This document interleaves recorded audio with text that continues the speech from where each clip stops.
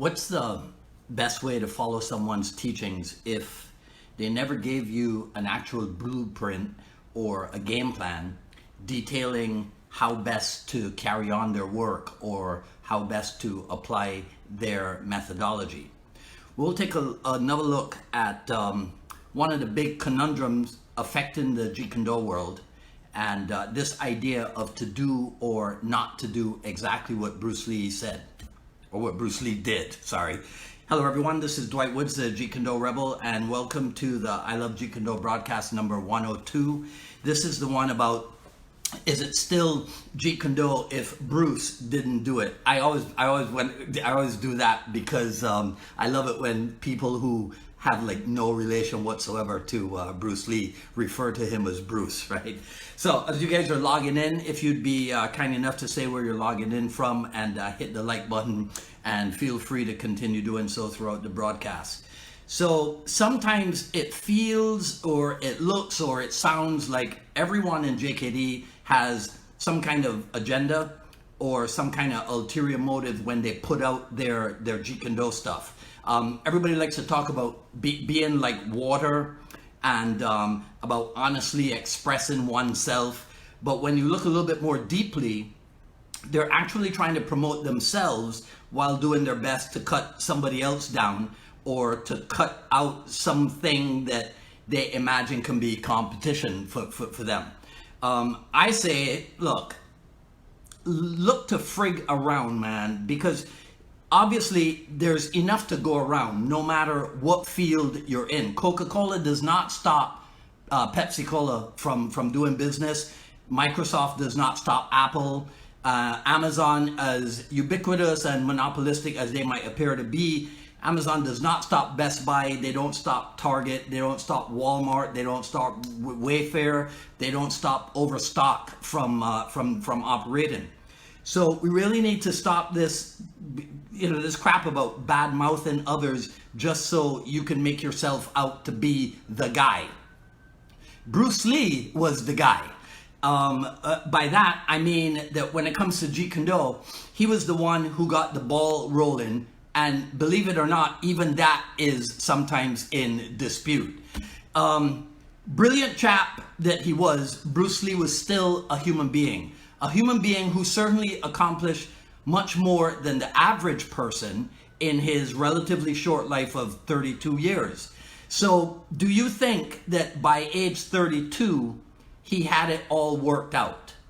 And if you think he did, and so you opt to do your best to operate just like he did, is it possible that you, since you may have gone past 32 years of age, is it possible that you are shortchanging your own self?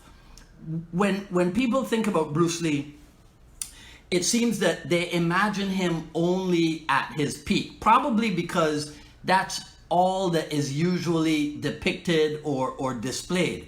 But in your intelligence, you gotta know that Bruce Lee must have had worries or even doubts at some time, right? Bruce Lee is known to have said, and I'll do a fair amount of paraphrasing here, right? But Bruce Lee is known to have said, keep it simple. But what he never said was to keep it simple-minded, right? A guy who takes the time to acquire and read over 2,000 books is by no means a simple-minded guy. Simple, in Bruce Lee's case, means after having done a ton of analysis and research, theoretical and practical, analysis and research, theoretical and practical, you choose, and you can insert your own adjective here. I use the adjectives expeditious, efficient, effective. You choose those methods or those approaches that you come up with. The yin-yang symbol, right, contained within the Jeet Kune Do symbol represents continuous development and continued evolution. There is no doubt that Bruce Lee was certainly on an evolutionary path. So as followers of Bruce Lee, practitioners of Jeet Kune Do, adherents of the philosophy, whatever you want to call yourself, we too are on our own path. So along the way, we're going to be influenced by people, we're going to be influenced by events, we're going to be influenced by circumstances, and all of those things will color our experience, and they will affect or determine our outcomes.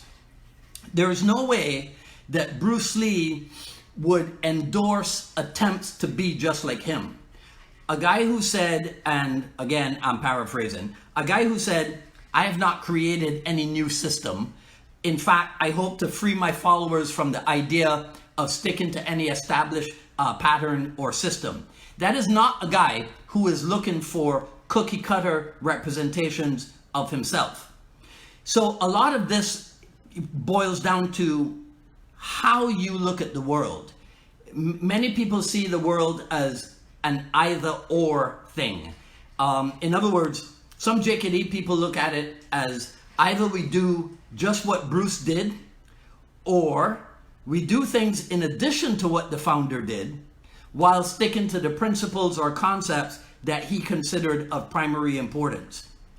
But what if instead of the world being either or, the world is actually a bit of both? So what if you use Bruce Lee's material, all right? You use Bruce Lee's material to get in sync with his vibe, but then you use his approach to get in sync with your own vibe. You dig it? Perhaps this is part of what has gone wrong with Jeet Kune Do.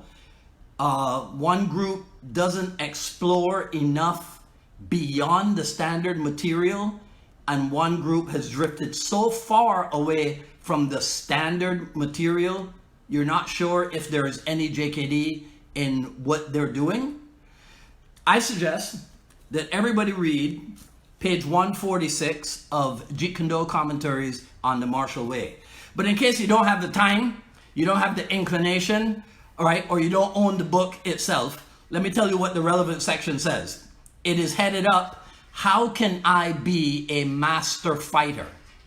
And then there's certain points written out. The natural and direct expression of kicks and punches, the increasing development of the organic feel of efficiently laying on right of the physical tool, obtaining direct body feel of devastating throwing, left side kicking and punching, ground fighting, hara in changes.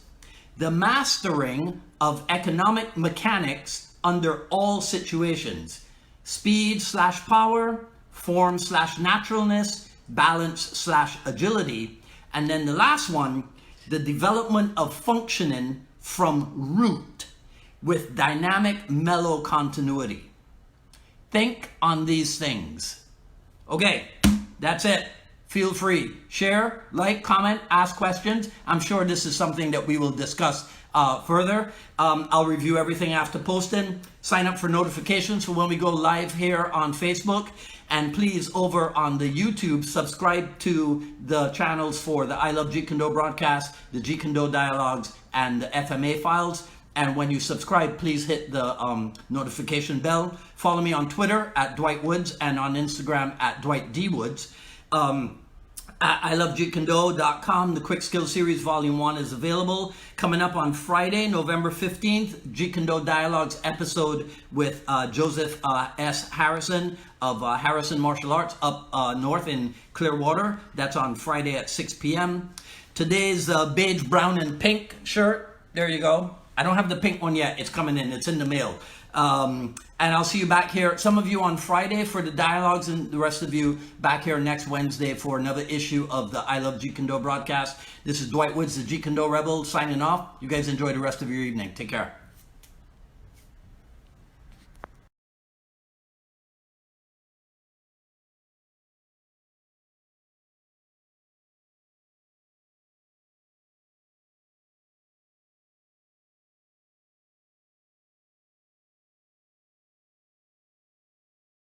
The first internationals is in Long Beach, California, and I was instructed to take Bruce Lee because he was the guest. So I was sort of like the tour guide for him. He demonstrated his art before he even demonstrated in front of the black belt audience. In the hotel room, he says, you can use everything. You can side kick, you can round kick, and I'll just use my jab. He used a little bit more on the jab because when he knocked me out, it was a little bit more like a hook. sort of came off the side like that. So the ease in which he did it, and explaining while he was doing it to me, that was mind-boggling for me. I'm now 74, but there really has not ever been a day that I haven't thought about him. At least once, maybe twice, or 3 times, or 4 times, or 5 times through the day.